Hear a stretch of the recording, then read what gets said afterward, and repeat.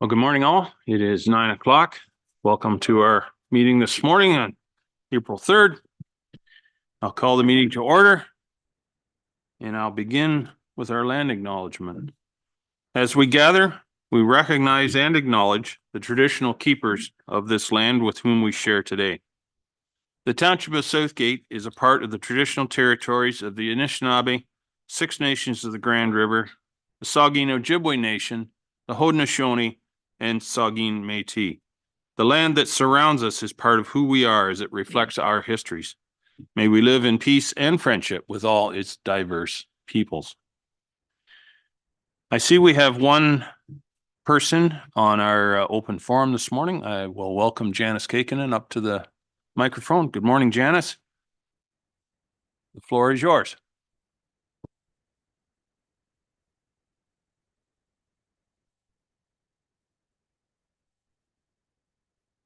Good morning.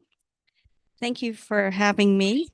I am elected representative, as some of you may know, at the school board. So one of the things that I want to kind of work through in my presentation is about this idea of being an elected representative versus operations.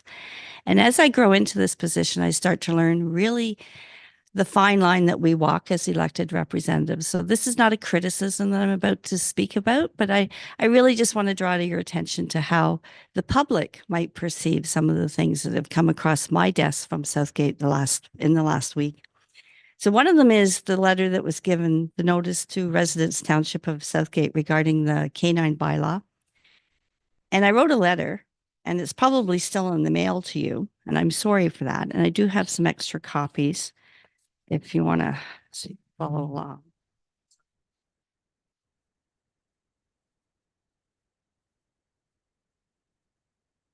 So it is in the mail. If it isn't here already, the holidays probably messed it up. But to everybody, I have to admit, few things get my attention these days unless it falls within the parameters of the good news gospel or the tenets of education. But I find this level of government overreach into my personal domain disturbing. Another encroachment on my time and freedoms by elected officials and township staff read the Canine Control Bylaw 2020-078, in essence about my dogs. That's my answer responding to the township letter delivered to resident mailboxes this week. And I should point out that two people dropped this on my desk, even though I'm not an elected representative here. First, the township that does not have a vested interest or dollar investment in my pets has decided that I, a taxpayer and citizen within this municipal jurisdiction, should complete an application package that includes 1, payment, 2, a declaration of rabies vaccination, 3, a dog license application form that I can find in the canine control bylaw, wherever that is, plus 4, a full description of my dogs. And a failure to comply, and this is the point that I'd like to make, will result in fines being laid under the authority of the Provincial Offences Act, Part 1. I appreciate that our township employees have so much to do that we can burden property owners with yet another demand for compliance. But honestly, this is over the top. It was bad enough that farmers with large acreage properties were categorized under the same 3-dog rule.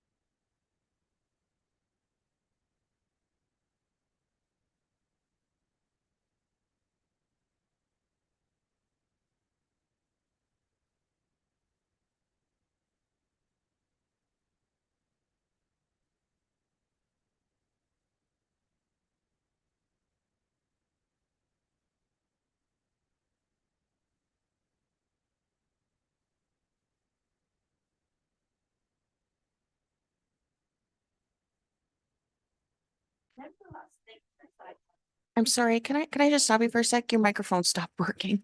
So our I'm wondering, do you want to counselor online can't hear you. just wondering if you want to sit at this desk. Sorry for the IT issues. Apologies for that. Yeah, please have a seat. Where did it stop? Do you know?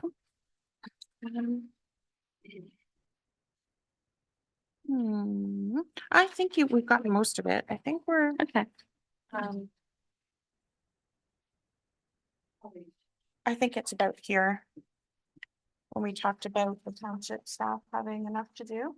Yeah, I Okay. think it's right here. Okay. Yeah. Thank you. I appreciate that our township employees have so much to do that we can burden property owners with yet another demand for compliance. But honestly, this is over the top. It was bad enough that farmers with large acreage properties were categorized under the same three-dog rule as residents living in towns. And should these same tax-paying owners have more than the permitted three-dog limit, this criteria alone somehow gave authority to some dog catcher, canine officer, to venture down my driveway, even though legally unauthorized persons on private property constitutes trespassing. But now this, if I'm not compliant, my noncompliance may result in fines. Seriously? The township does not feed my dogs. The township does not care for my dogs. The township does not take my dogs to the veterinarian. The township does not pay for my dogs to receive veterinarian care. And indeed, the township would not even know my dogs' names unless I inform the township each year. This same township, which this year expects me to drive to the township office to pick up my dog tags, even when the cost of annual dog tags keeps increasing.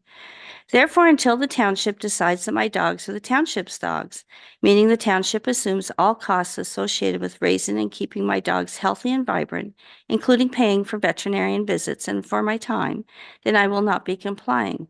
And I will become a nightmare if my noncompliance should end up in a court of law. The bottom line, the township can take my money for the dog tags or don't take it, your choice. But compliance to ridiculous paper pushing and more intrusion into my personal life as a responsible citizen, resident, taxpayer, property owner, and by extension, just happens to own dogs too. That will never happen. Nevertheless, thanks though for sidetracking me on this beautiful sunny day that the Lord hath made. It's been a blast. Now this free woman with inherent God-given rights that can't be crushed by government whims is off to take my dogs for a walk in the woods. Kind regards as always. So when I wrote that, I was on the Southgate site, so I thought, well, let's just do a little traveling around. I don't often get on it, and I'm so sorry. I really wish I could be more involved. But life has taken over. And what I found was the position for the Senior Management, Development, and Community Services. And in the job description, which is on page 7, under mental environment, under that section, it states, position deals with angry people. In brackets, customers, on occasion not willing to hear what you have to say. So between that and the dog catcher, that's why I'm here.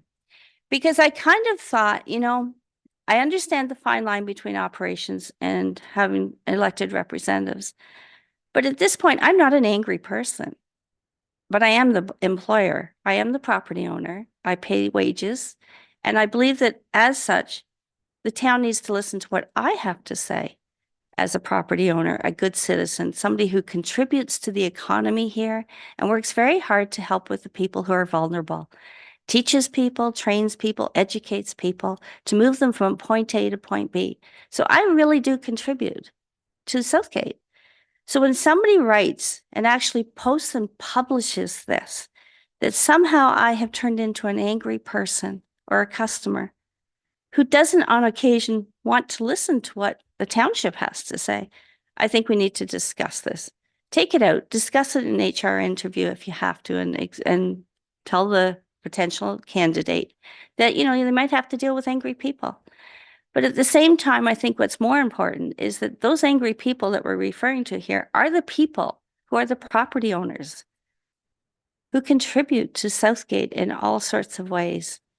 And I know this is an operations side, but it was enough to bring me here this morning. So thank you. I got to see all your smiling faces. I really appreciate it. I hope it helps. Many blessings. Thank you very much for your time and appreciate your effort to come out and inform us this morning. Thank you. Open forum. Oh, wait, confirmation of the agenda. Someone care to move that? Barb, seconded by Monica. Thank you. Be it resolved that council confirm the agenda as presented. All those in favor? That is carried. Thank you. Is there any declaration of interest related to any item this morning on today's agenda? No, if one should arise, of course, you can declare it at that time. Delegations and presentations. We have Jeffrey Abrams online this morning. There he is. Good morning, Jeffrey. He is with Principals Integrity, which is, of course, our integrity commissioner, and he's here to give his annual report. So welcome, Jeffrey, and the floor is yours, sir. Thank you so much, Mayor. Good morning, Council.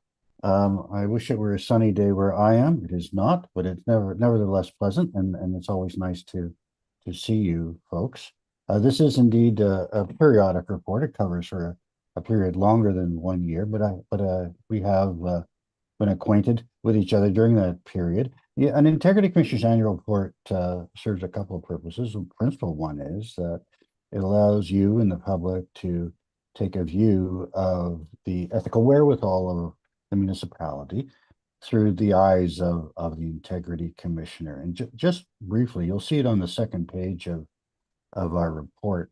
There's a depiction for the benefit of your constituents.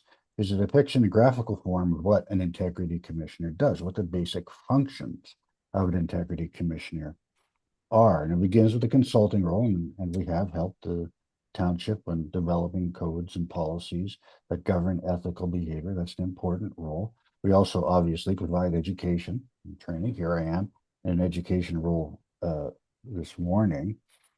You've heard me say it. Our most important function is the advisory function. That is because it allows us to help you solve little things before they become big problems. They protect individual members. We like to say it bulletproofs a member when they seek our advice and follow our advice, and that's because the advice is binding upon us. Nobody can later successfully complain that you somehow transgressed your ethical obligations if what you're doing is following the advice of your Integrity Commission. We are also the complaint department. We are the place where members of the public or members of council or staff can come to have a complaint about whether the Code of Conduct or the Municipal Conflict of Interest Act has been breached. And we have a broad, a big toolbox there. We can hear the concerns, try to resolve them, come to our own conclusions about whether a report must be further investigated and potentially make findings against a member of council. That we think is the residual power, the most important function being the advisory function that I've already mentioned. And of course, the other duties that council might assign us. That scheme, all of those functions, though, is not just lying there in the abstract. There's a purpose to it, and that is, as you can see in the chart, to increase the level of trust and engagement and respect you have from members of the South Lake community. So it's a important role, and we're happy to be able to work with you on it. Well, one further reminder about the role, the Integrity Commissioner operates under the statutory cloak of confidentiality. So most of the work we do, whether it's in the course of providing advice or an investigation, et cetera, is confidential, unless we choose to report publicly on it. And we also carry out our function in an independent manner, which is statutory responsibility.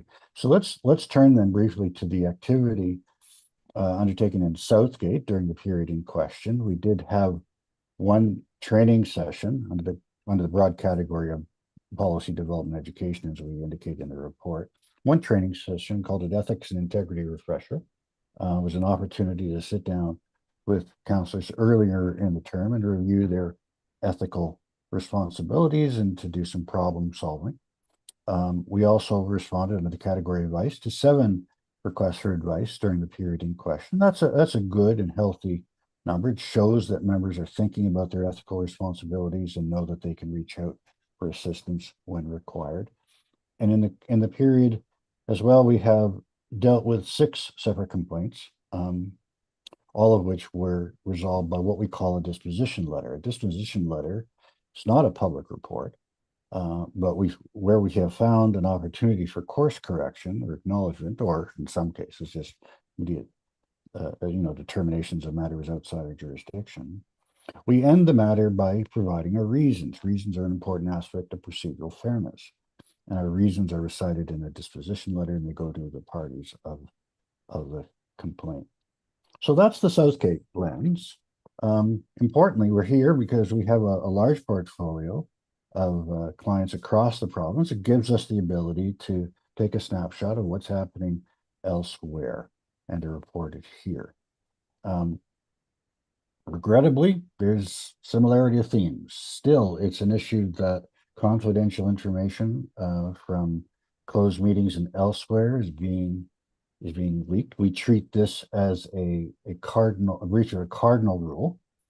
It's quite important that members remember their obligation to keep confidential information confidential. If they don't, then there tends to be a restriction on the amount of information that is available to members as they go about their important duties of deciding things in places like closed session. Non-disparagement, sadly, still in some quarters is an issue where members, regardless of whether they're in the chamber or acting in some other forum, engage in disrespectful or even name-calling behavior. And so I shouldn't have to remind any elected official of the obligation to proceed in a way that is non-disparaging. That doesn't mean, of course, that everybody has to agree with everybody else. In no way, shape, or form does it mean that. You can each be quite passionate about your positions on a matter, but the way you engage with each other and with the public, with your staff, it's important that stay within the lines.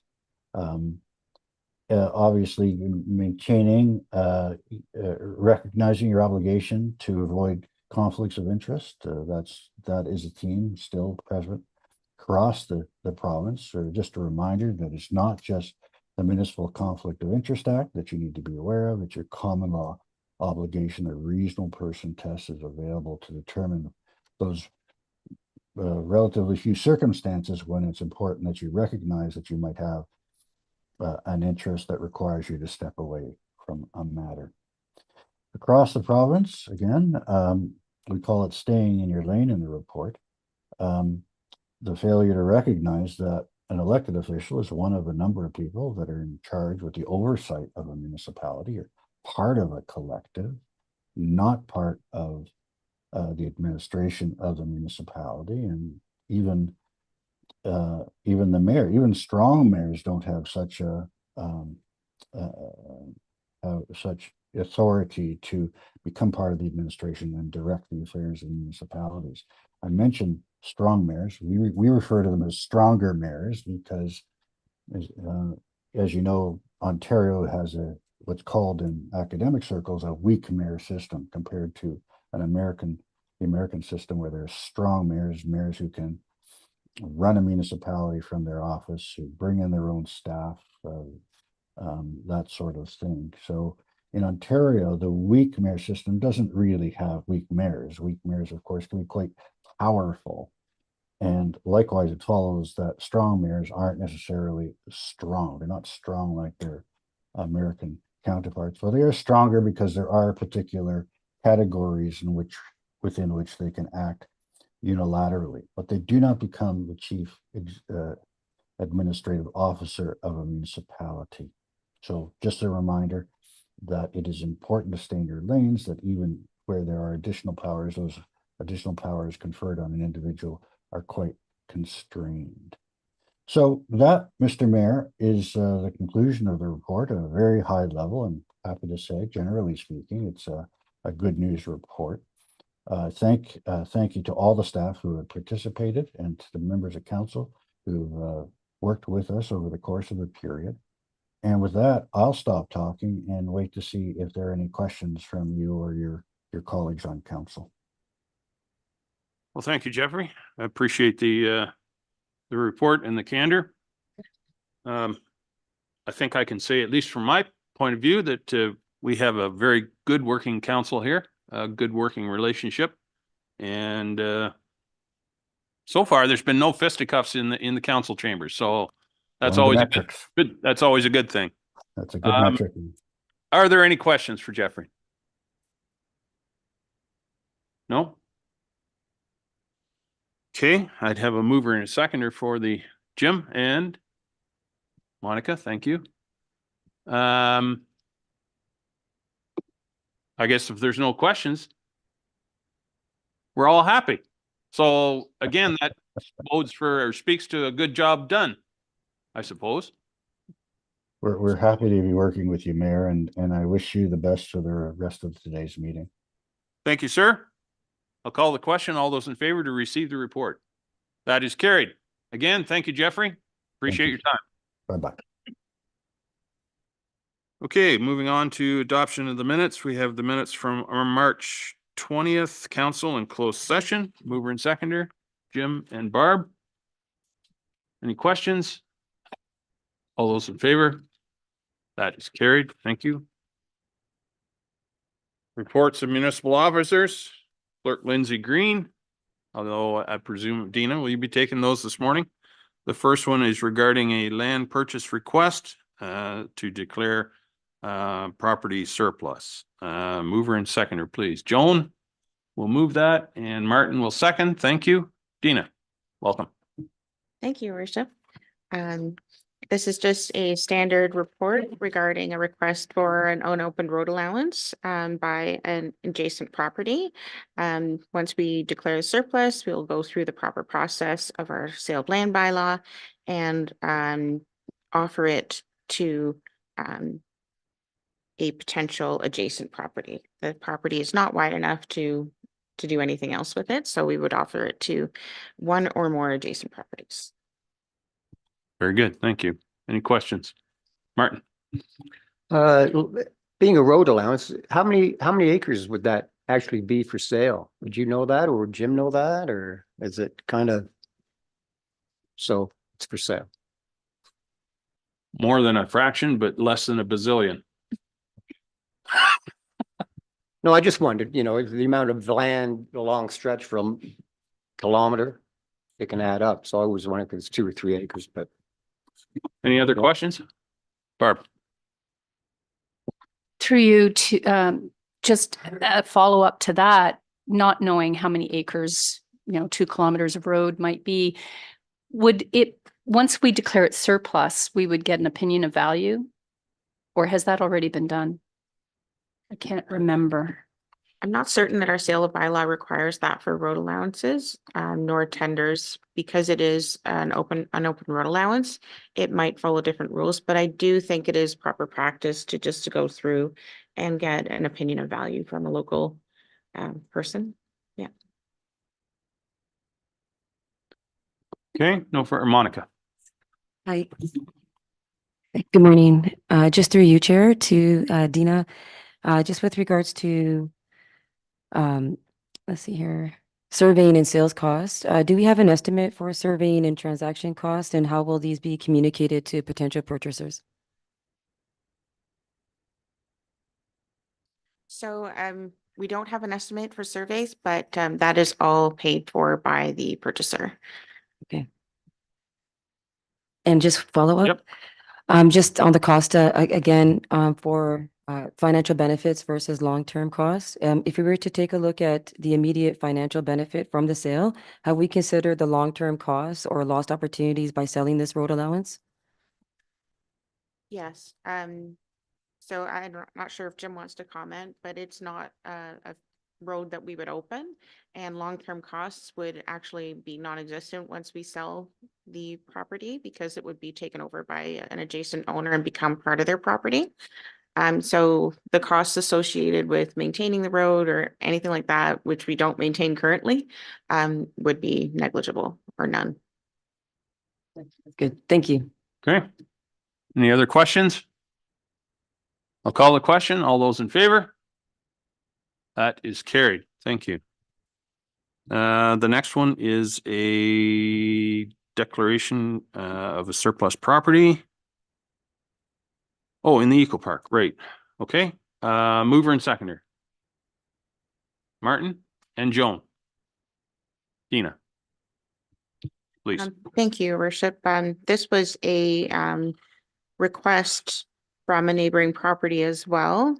This property is about 5 acres adjacent to Liz Tech in the Eco Park right now. Where the road ends, that's where this property starts.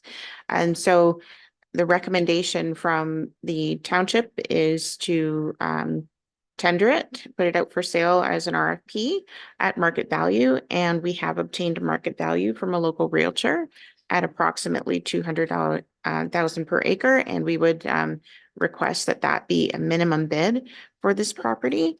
I think that's it unless there are questions. Okay, thank you, Dina. Are there any questions? Barb.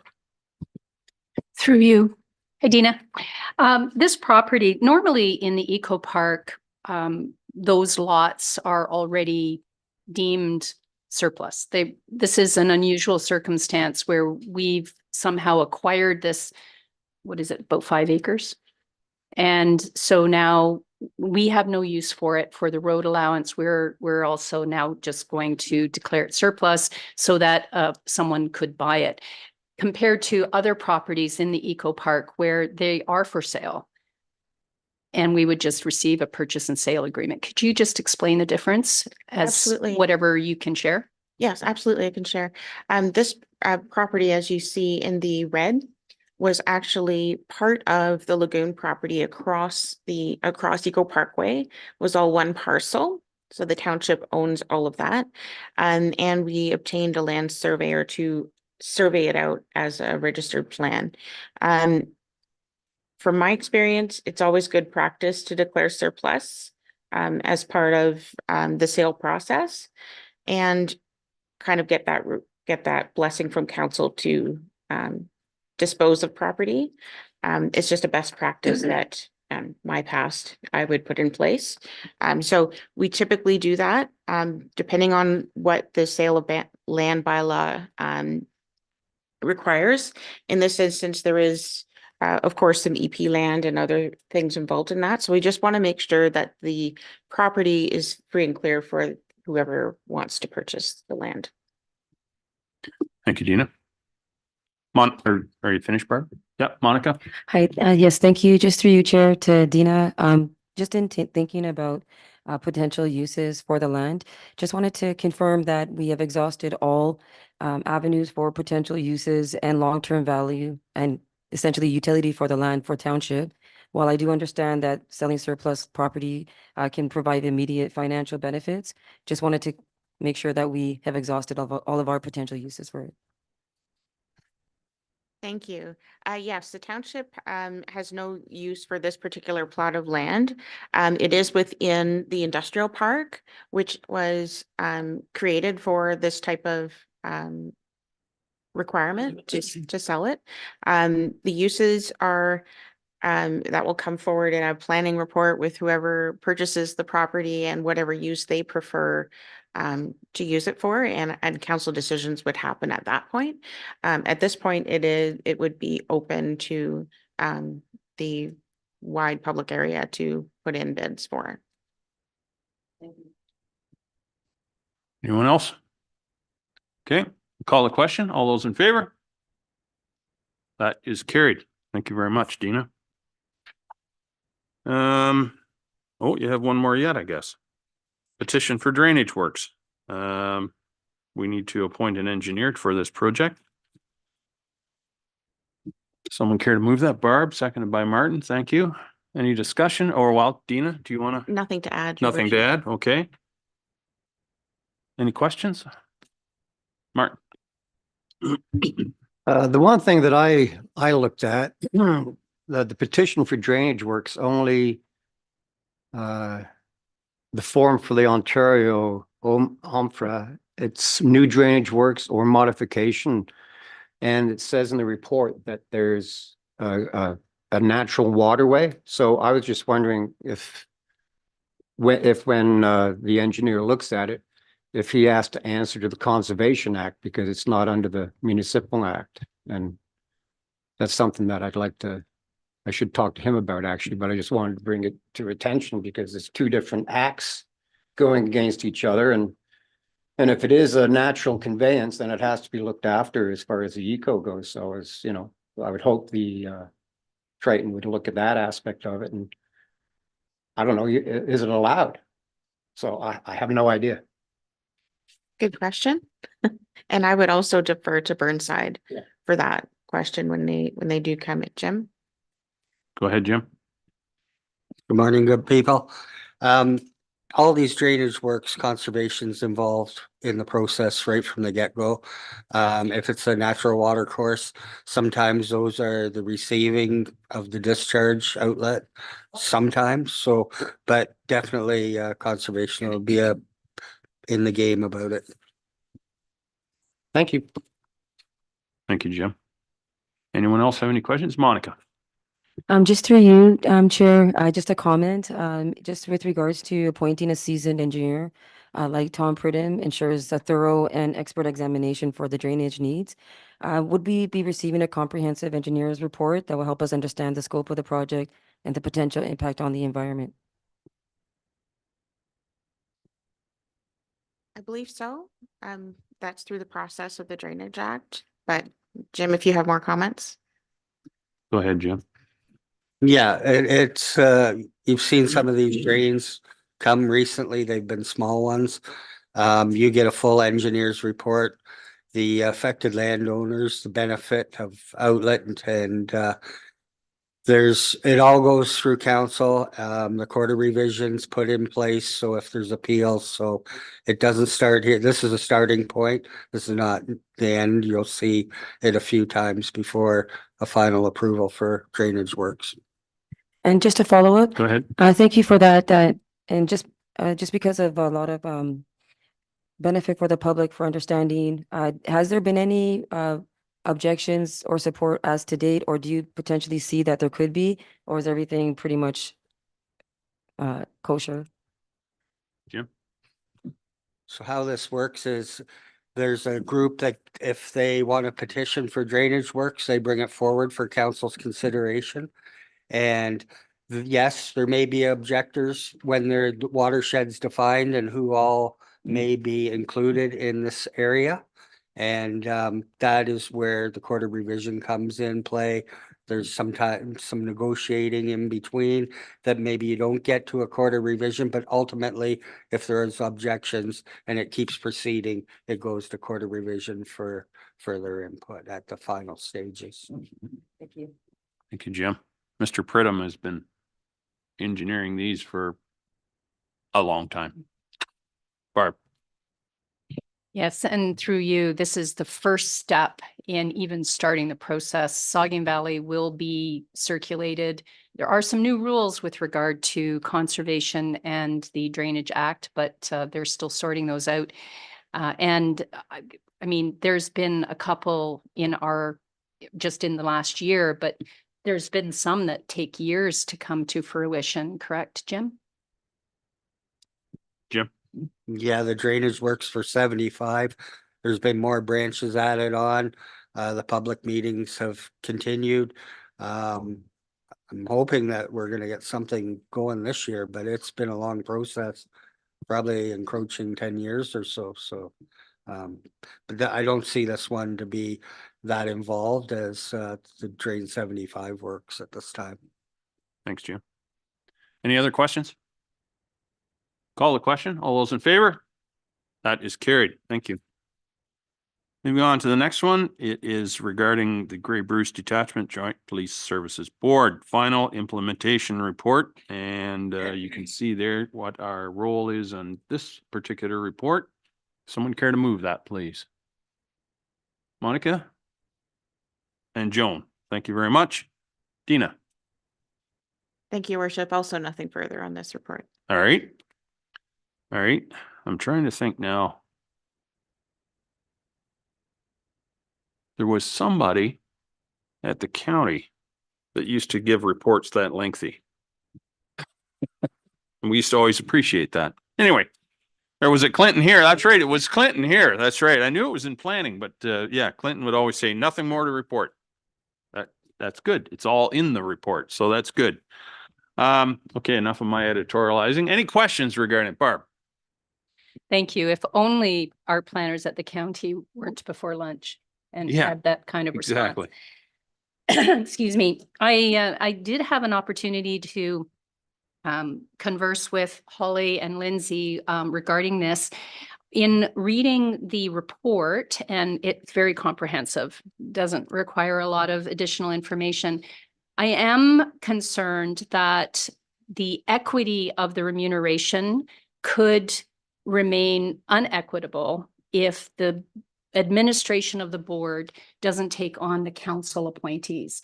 They're only going to be determining the community and the provincial appointees so that they're consistent. But what makes those that remuneration or the treatment of those appointees equitable to each of the council appointees across Grey and Bruce counties? As I understand, some people, some municipalities don't pay per diems. We do. We have 3 levels. You know, for instance, the 2-hour training program could be remunerated by an hourly rate. And then how are the community appointees and provincial appointees being treated so that everyone is, because everyone's at the table with the same value. They come, they have 1 vote. They bring no different input. They're there as we are here, 1 of 7 votes. So I was just concerned that they're not going to consider administering the remuneration of the whole board. And I thought that we could express our, if council supports it, that we could support or encourage the implementation team to pursue that.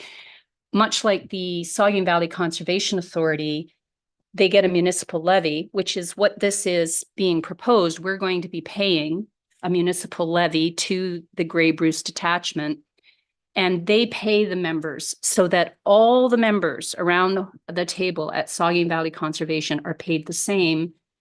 It's equitable across Grey and Bruce and Wellington North County. It's significantly less than what we are paid here, but it is fair and it's managed by the SVCA. That's just an example. So I would like to make an amendment to add a clause, Sure. Mayor Milne, to encourage, I think Holly has it, to encourage the implementation team or the board to consider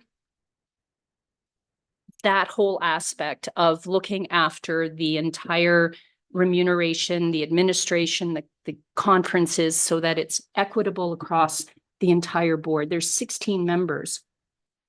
We want it to be fair. Okay. Thank you. So Holly, do you have the wording for that amendment?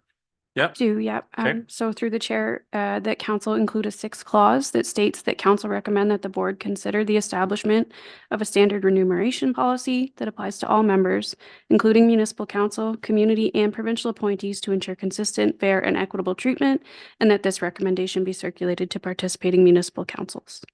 Okay. Is there a seconder for that amendment? Martin, thank you. Discussion on the amendment. Martin. There were some things about the report, you know, being April 1st, and there were still questions and open areas that haven't been really rectified yet. But the one thing, it was a good point that Mayor DeBreen Deputy Mayor DeBreen brought up was the equity part of it. When I went down to the Committee of Adjustment conferences, the one thing that struck me there was, if there was 144 municipalities there, it'd be 144 different ways of doing Committee of Adjustment. And I could see that because you talk to them, some of them would have, you know, they'd go to a meeting, it would be an all-day meeting because there'd be 20 small minor revisions and a big thing, and, you know, it was all over the place. And they all got paid different. Some of them got paid virtually nothing, but a high mileage rate because they'd actually go out to the sites. And so with the library board, with the police board being one board. And not 144 different municipalities. I agree with Barb. It should be, they should look at, whoever is in that committee for compensation should look at that because it would be fair across the board. So, yeah, I agree with it. Okay. Any other discussion on the amendment itself? I'll call the question on the amendment. All those in favor? That is carried. So now we're back to the original motion as amended. Any further discussion on that? Call the question. All those in favor? The amended report or the amended motion passes. Thank you. Okay, moving on to the Holstein Agro Expo and Rodeo Event Support Request. Someone care to move that, please? Jason, seconded by Barb. Thank you. Any discussion or Dina, anything to add? No, your worship, it's a standard report to allow the event to apply for a special occasion permit through the LCBO. Yeah, and this is a requirement of the Alcohol and Gaming Commission of Ontario to the council deem it a event of significance.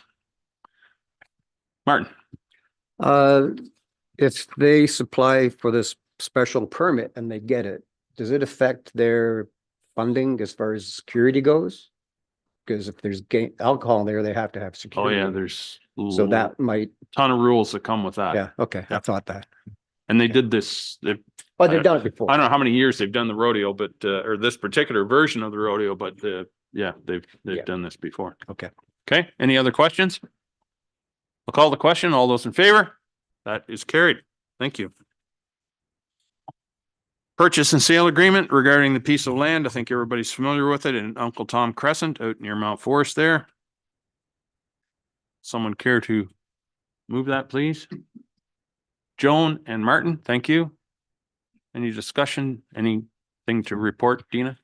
No further comment other than it's just bringing back the actual purchase and sale agreement to ratify the agreement, and part of this sale requires a rezoning of the property so that it merges with the adjacent property. Very good. Thank you. Any questions? Barb? Through you, just a comment, and all of those expenses are borne by the proponent who is purchasing the sliver of land.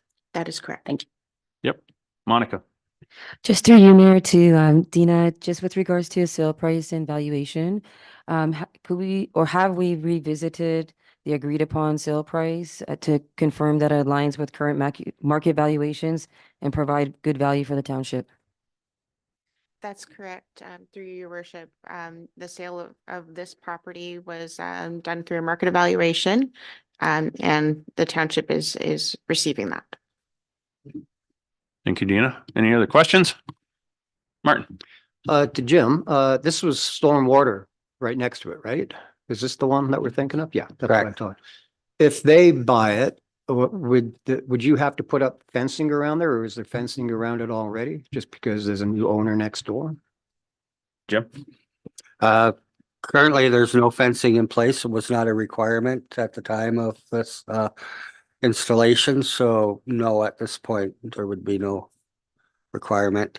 There at this point in time, there'll be no buildings close by or anything like that that would warrant.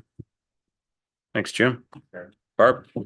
Just to follow up, Councillor Shipston just prompted me. The stormwater management pond, do we require an easement to maintain that pond, or would we have access from, I mean, it goes all the way around. So I just wondered how this private property now abutting the stormwater management property would be managed, Jim? Jim?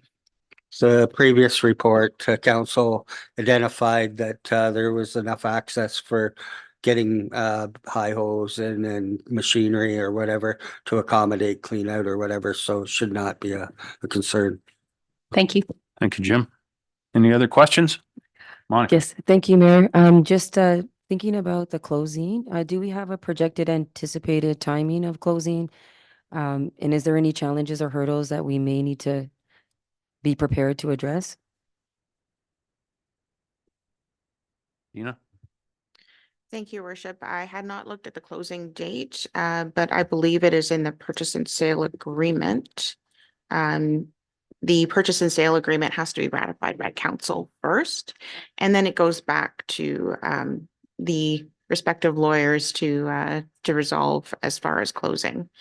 We typically close fairly quickly after a purchase and sale agreement is done, but I don't believe there's a date here. But I believe that the owners are concurrently going through a zoning bylaw amendment, and so this is part of that process.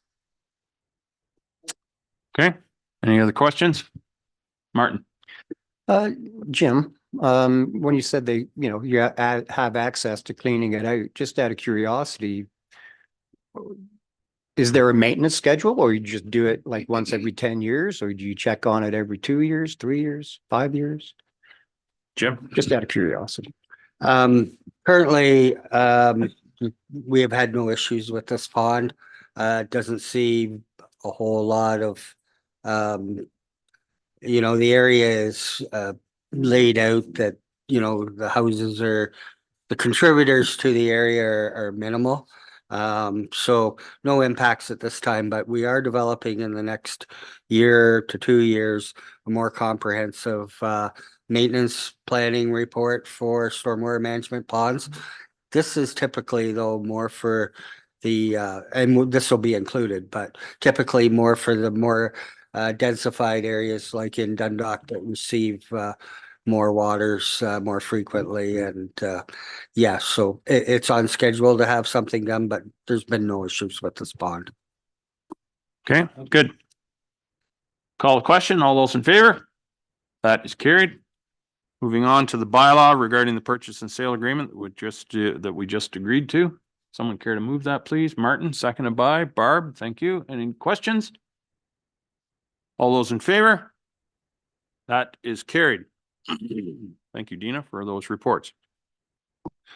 Public Works Manager Jim Ellis has a report here regarding reserve capacity in Dundalk in our urban area. Someone care to move that, please? Monica, seconded by Joan. Jim. Yeah, so this is an annual report that comes to council regarding our capacity that's still available and what's committed and uncommitted as well, and other projects we know that are coming along the pipeline. But with this, we are at 1,714 equivalent residential units for the water supply. And surprisingly, again, this year, we had an increase for the sewage from 343 ERUs to 464 ERUs. That's due to our flow monitoring and looking at the new systems coming online and the impacts.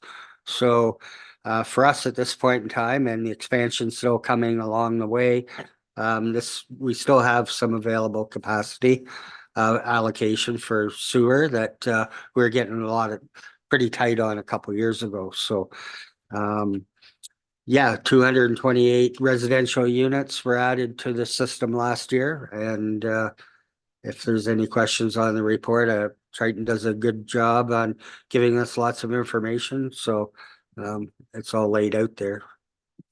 Very good. Thank you, Jim. As you say, it's always an interesting report, and it's written so that a poor layman like myself can pretend to understand it. Monica, do you have a question? Go ahead. Yes, and just to that point, Mayor, I also am not a big expert in this, so I'm so thankful for our wonderful staff and Triton and all of that. So I'm hoping I asked this properly, but with regards to the extraneous flow analysis, which I believe you just touched on, given the identified significant contributors to extraneous flows, our groundwater infiltration and potentially unauthorized sump pump connections, what measures are being considered or can be implemented to mitigate these issues? Essentially, are there any cost-effective solutions to reduce these extraneous flows? I'm not sure if that's something that can be found out from now, or have to wait for more reporting. Jim? So yes, all new subdivisions have stormwater areas where that water can be taken. The systems are a lot tighter for sanitary use.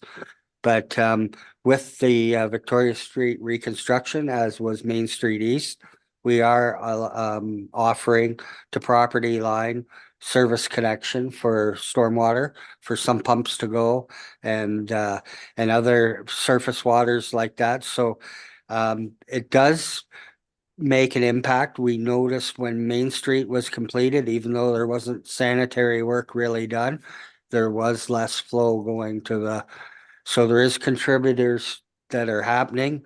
Even though we've done a smoke test 10 years ago or so, and it identified not very many contributors, but it is a contributor for sure. Some pumps, they are in there, so this will tighten the system, all the new reconstruction work, so. Go ahead. And just to follow up, thank you, Jim, for that. Because the water tower commissioning was highlighted in the report, and it was a really great event for everyone. Can there be an elaboration on how this has enhanced our water storage capacity and what long-term benefits we can expect to see from this addition in terms of, it's already been talked about, but just for the benefit of the public and the work being done?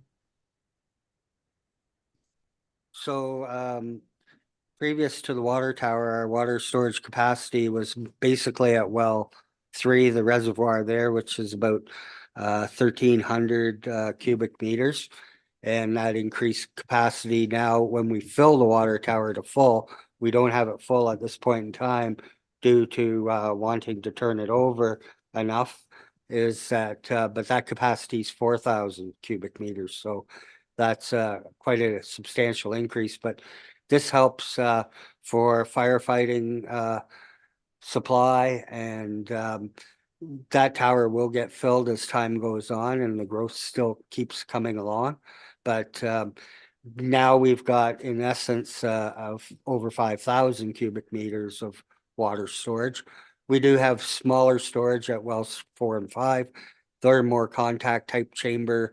So there's another for about 1,000 cubic meters within those reservoirs. So in good shape for now, but we're still looking for the future. So Thank you, Jim.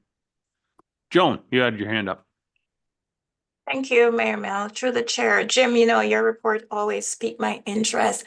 I just wanted to ask you to just elaborate on this for me. What do you mean by committed and uncommitted water reserve, and committed and uncommitted sewage treatment reserve? What's the difference between committed and uncommitted? Thank you. Jim? So committed means council has already approved an allocation. And I believe there's one on here for Greenlid further down in the agenda. So we're giving them capacity, which will come off the list and be input as committed. But we know of developments coming that and how much their potential is for impact. And those are uncommitted. Those numbers are in the report as well. They are not here yet, but they're coming for allocation eventually. So that keeps us a tracking system to know how much we do have and where we need to be for the future. So again, council allocates the capacity, so that becomes committed as opposed to uncommitted. Thank you. Thanks, Jim. Any other questions? Martin? Thank you. Jim, page 2 of your report, or page 68 of the agenda, it says in your staff comments, and I guess it pertains to what Councilor, like what Monica said about the sump pump, they can cause problems. It says availability to the property line. Availability is kind of a vague word. It just means it's there. Is there going to be a mandatory hookup to those people, or do we have the power to do that? Because it is affecting the municipal works. Jim, please. Currently, there's no forced connection bylaw, and we haven't done this with water services put to property line in some expanded areas. This again is different than the subdivision type development, but council, we'd have to bring a bylaw and council would have to approve that for a forced connection. And then the fees would be implemented. There'd be timeframes involved. So it's a consideration that council could go down that path, but we haven't ventured there yet. One ahead, more Martin. too. With this report and the report coming up that you mentioned for Greenlands, are we okay for industrial units then? Because this was all residential units for stormwater. Maybe that can be answered at the Greenlands one. Jim? I don't know. It is different industrial use, and their processes or whatever are all different and all over the map. But they do have an allocation factor. So for example, off the top of my mind is the McDonald's that's coming to Dundalk. They, through the calculations, have I believe it was 29 ERUs allocated to them for their usage. So you can look at what their operation is and washing and washroom use or whatever. So that means that a McDonald's is equivalent to 29 single family houses taking up allocations. So there is factors, and apartments are factored a little differently as well. So this is all modeled through with the Triton calculations when we see those proposals coming to the table. Thanks, Jim. Any other questions? There. Monica? Yes, just through you, Chair. Just in thinking about the financial implications and any possible grant funding, it may have been in the report, but if I had missed that, just given the upcoming tenders and construction for the Dundalk Lagoon and wastewater treatment system upgrades, is this a good time to kind of discuss the projected financial implications for the township and any grant funding opportunities that we may be pursuing to offset the cost? Jim? Currently, we're working on an application through the, and correct me, Dean, if I don't have it right, housing, yeah, HEWSF, I think is the Yeah. acronym, is the Accelerator Fund. Say that 3 times fast. Yeah. So we are looking to apply for the wastewater treatment upgrades and see if we can capture some funds there through that program. Because it is basically, you know, it's been going on for a lot of years, the EAA and where we need to be, but we are basically almost shovel ready, just waiting for the final ministry approvals on the projects and the technologies that council's already put in place that we're pursuing for the tender process. So yeah, we're taking a stab at this accelerator housing fund, and we think it's a good fit, a good candidate. So we are hoping for good news and bring that along. So opportunities arise, and we hear there's more maybe coming with infrastructure. So that's good news for us. Thanks, Jim. Okay, any other questions? Call the question. All those in favor? That is carried. Thank you, Jim. Moving on to the planning department. We have a number of reports here. First one is Greenland amending agreement, site planning amending agreement. Someone care to move that, please? Martin, seconded by Jim. Morning, Bill. Good morning, Victoria. Good morning, Mayor Milne, and I'm very self-conscious today because everyone's reports were so short. So I will try to keep mine short as well. Planning department by any stretch of the imagination. Thank you. But if you want to keep it short, I'm okay with that too. I will do. Oh, you take as much time as you need. Thank you. I should report that this is an amending site plan agreement and an allocation agreement for water and sewer for Greenland, and it should read C and CR plastic products for 101 Eco Parkway. So we'll correct the CR throughout the report. And my apologies for that. There's a site plan showing, you're probably well aware of the Greenland development. There was a phase 1 building of 5,550 square meters built a couple of years ago. There was a small allocation of water and sewer back then, and a site plan agreement was signed with the owners to permit that development proceeding. This is a phase 2A addition. We are hopeful that there are future phases to come, but this phase is about the same size as the previous phase. It's to be located behind and attached to the existing building. The difference here is that there's quite a bit bigger water allocation, certainly, and a sewer allocation as well. Interesting to note that the water allocation is quite a bit higher than sewage, and we can talk about that a little bit if council has some questions. Just a bit of background that you are aware that under the Bill 109 provisions, site plan approval authority was delegated in the case of Southgate to the clerk, and the clerk relies on the technical staff departments to give advice on whether site plans are complete and should be signed and what conditions might be applied. And one of the conditions that's recommended in this case is an amending site plan agreement. So these there's a series of plans that are referenced in the site plan agreement. One of them is in the report, and all these plans and drawings have been approved by the township departments and by Triton Engineering side, and the planning side as well. So we're asking the mayor and clerk to consider a bylaw to approve the amending site plan agreement and the bylaw to approve the final capacity allocation agreement. The site plan agreement is included in your package, I believe. The key sections on it, because the most of it is boilerplate information.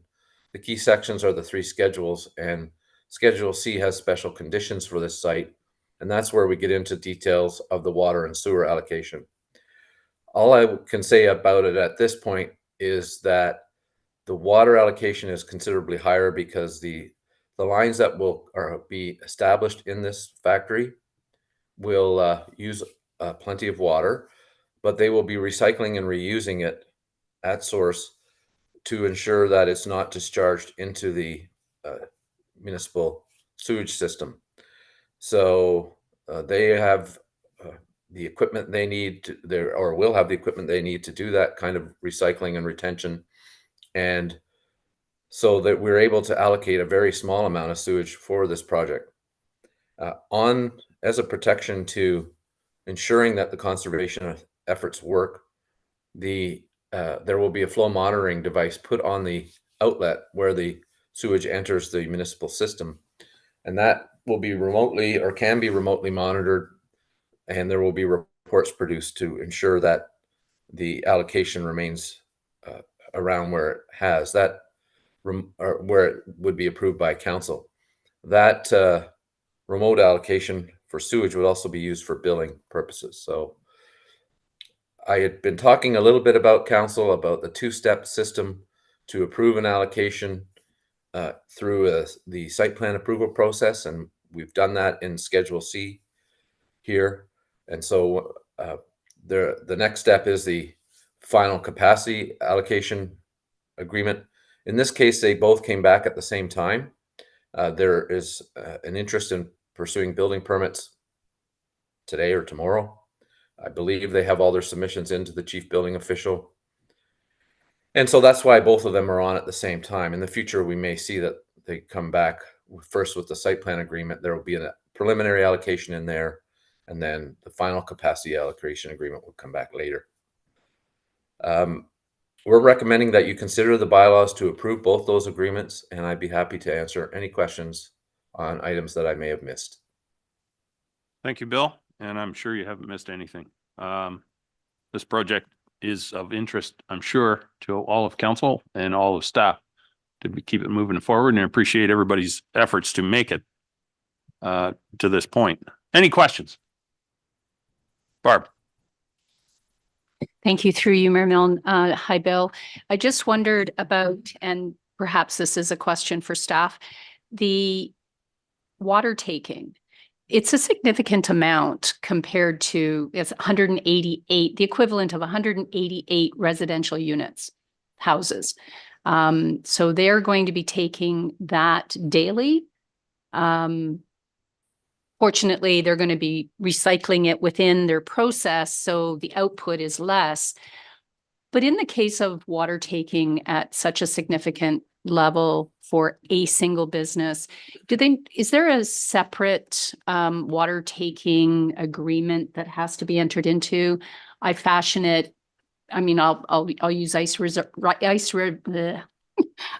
River Springs as an example, because they are a water producer. They have a water taking agreement with, to take that significant portion. Where is that level?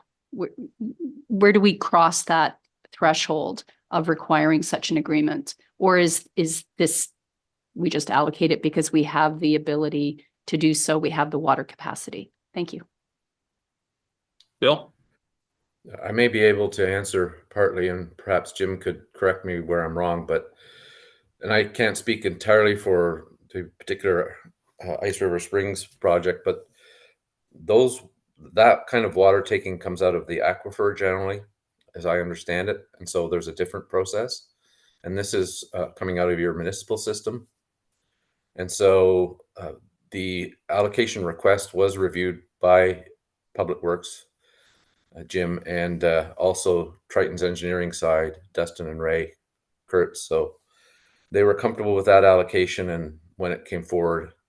And that's when we began to negotiate the final terms of the amending site plan agreement. So that's the only difference I know of. And I don't know if there's an amount that kind of triggers it. Thank you, Bill. Jim, do you have anything to add? Sure. So council is aware that we have industrial coming to town and it will at times. So you've got to realize that some of them are gonna take a big chunk of water. So that is something that we have to consider when these guys come knocking on our doorstep and say what they want to do. So, we're fortunate that we are in a position that we can offer the water. It's not hitting the sewer very hard. We will be monitoring, but that's a safeguard in place that we're not treating all this water and not getting paid to treat it if it is coming back, but that's part of the game. So we're in it, right? So there's going to be some other users come along and want a couple hundred units or whatever. That's normal business. So where some of the industry that could come along have putting sewer waters back in, that it could be heavily concentrated with chemicals or parameters that need to be reduced by the sewer use bylaw and their parameters. Some places, I know, for instance, they have to have their own pre-treatment system before it can enter our system to meet the effluent requirements that we're receiving from them. So it's part of the industrial game. Commercial can be there too, but it's more industrial. So, we're going to see this. Yep. Thanks, Jim. Go ahead. And thank you for that. It's a balancing act, as you mentioned earlier, Jim, to weigh the current capacity, future capacity, and balancing housing with employment lands. I give you great credit, Jim, and the engineers to coming up with that.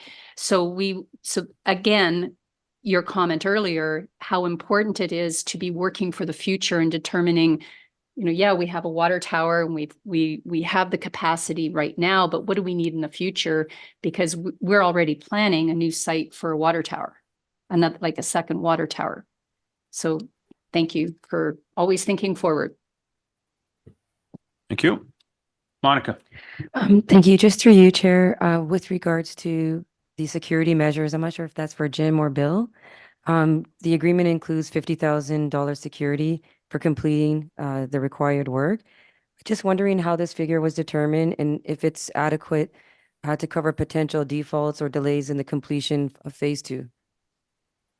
If I may, through Mayor Milne, By all means. that was there was a rough calculation of site works that would be needed in the event that this project, for whatever reason, did not proceed.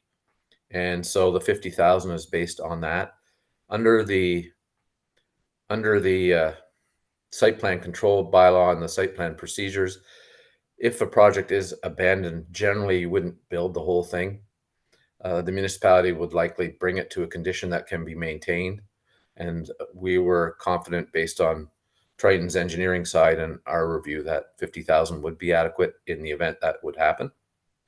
So, yeah, we feel that 50,000 is appropriate for this. Go ahead. Thank you. Just to follow up, through you, Mayor, to Bill, when we take a look at the completion for phase two, it's set for April 23rd, 2026, to my understanding. Given the scale of this project, is this timeline realistic, and what are the contingencies in place in the case of unforeseen delays? Right. We believe so. As I mentioned, there was quite a lot of initiative to get building permits for this quickly, because in this phase, the important equipment to produce these wonderful products that are made from recycled materials and so forth, good for the environment. So there's a lot of pressure to get this permit ready to go, and because their lines are going to be arriving. And so we believe that the 2026 completion deadline is appropriate. Under the terms of the agreement, generally, you can expand or request for an extension and obtain that. Municipalities generally don't, on the next day, go in and enforce site plan agreements for projects that are legitimately moving forward. So we believe that's appropriate, and that there are terms in probably the original site plan agreement. I'm not sure there are anything regarding extensions in the amending site plan agreement, but the developer, if need be, can extend that date, and it would be up to the municipality to consent. Thank you, Bill. Any other questions? I'll call the question. All those in favor? That is carried. So now we have the two bylaws. The first is the site plan amending agreement, and the second will be the final capacity allocation. So moved by Barb, seconded by Martin. Thank you. This is the site plan amending agreement. Any questions, discussion? Call the question. All those in favor? That is carried. The second bylaw is to do the final capacity allocation. Someone care to move that, please? Joan? Second by Martin. Discussion? All those in favor? That is carried. Thank you very much, Bill. Thank you, Victoria. We can have a recess. It is, let's call it 1:15. We'll come back in about 10 minutes if we can. Thank you.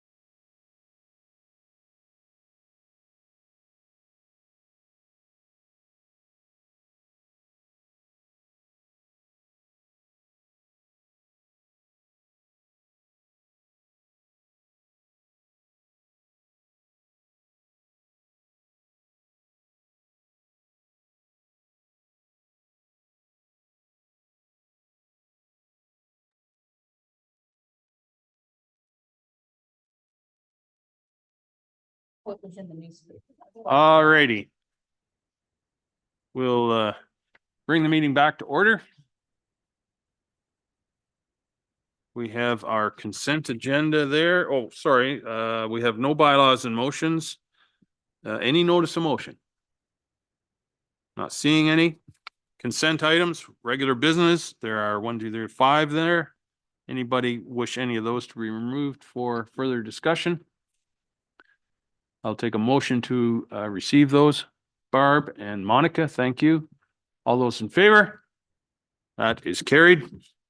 Consent correspondence items for information. Anybody require any of those 4 removed for further discussion? Someone care to move or receive them? Monica and Jason, thank you. All those in favor? That is carried. Resolutions from other municipalities. Anybody require any of those removed for further discussion? Okay, someone care to move that we receive those? Monica and Joan? You'll second that? Thank you. All those in favor? That is carried. We have no closed session related to consent items. County report. Barb, do you have anything to? No? Well, the website is there. There's always good stuff going on at the county. I just can't think of any at the moment.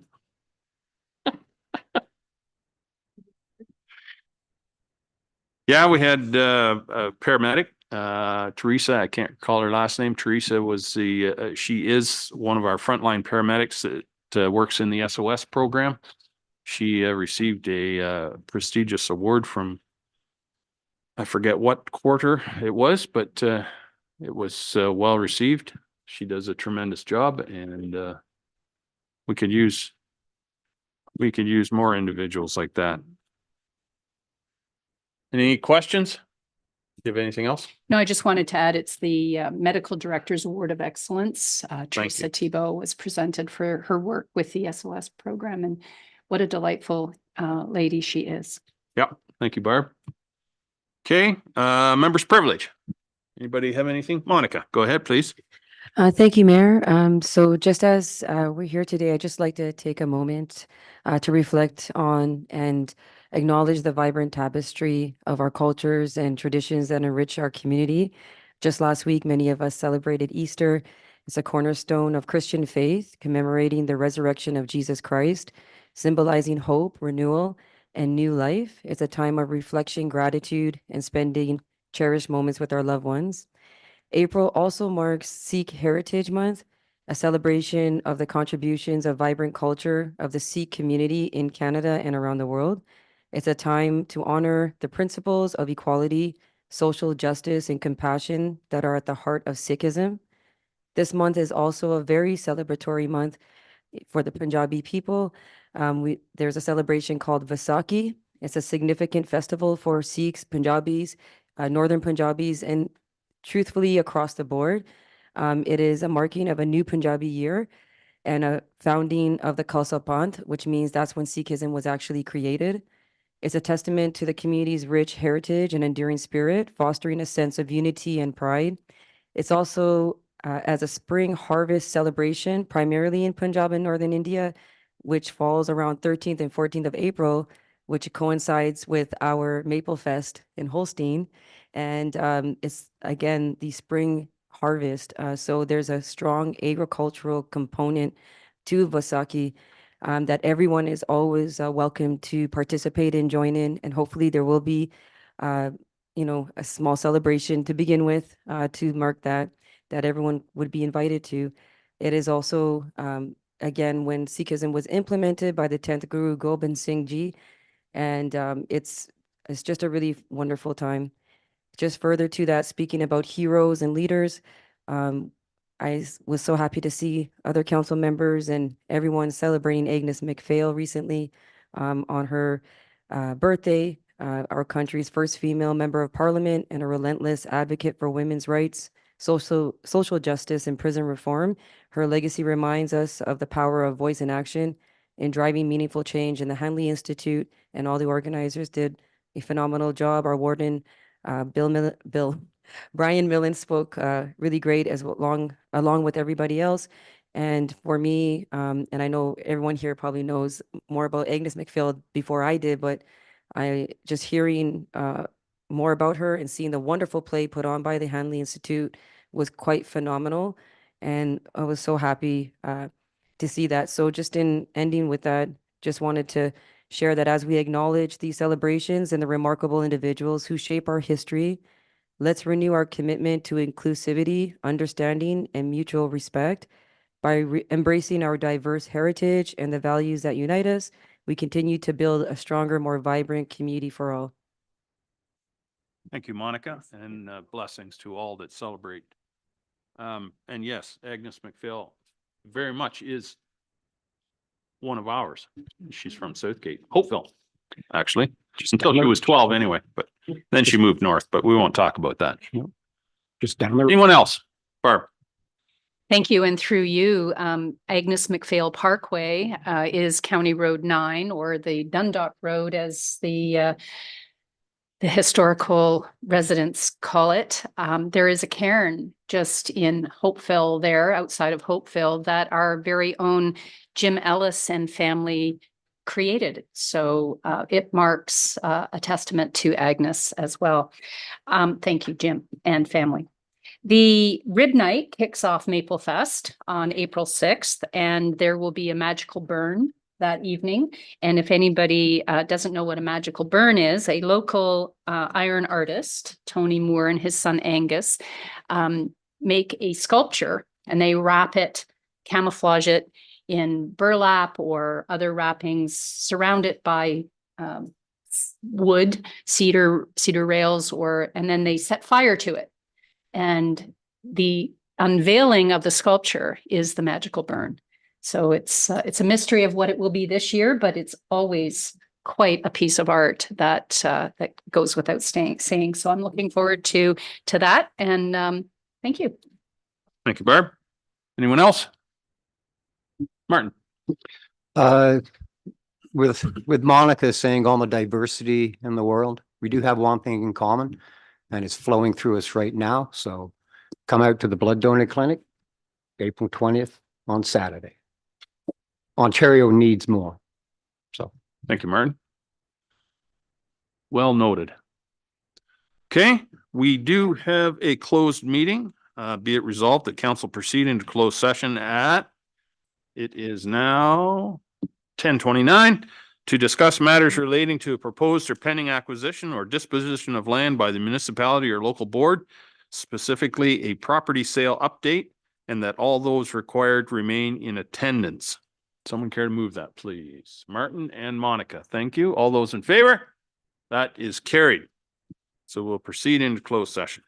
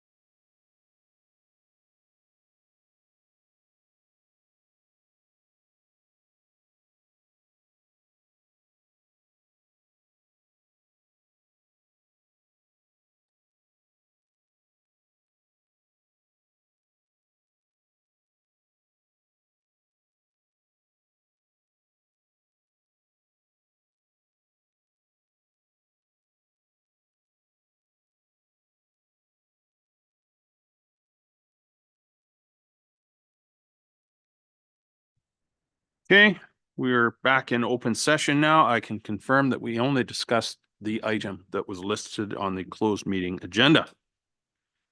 Confirming bylaw. Someone care to move that, please? Martin, seconded by Jim. All those in favor? That is carried. One final motion to adjourn. Joan, do you want that one?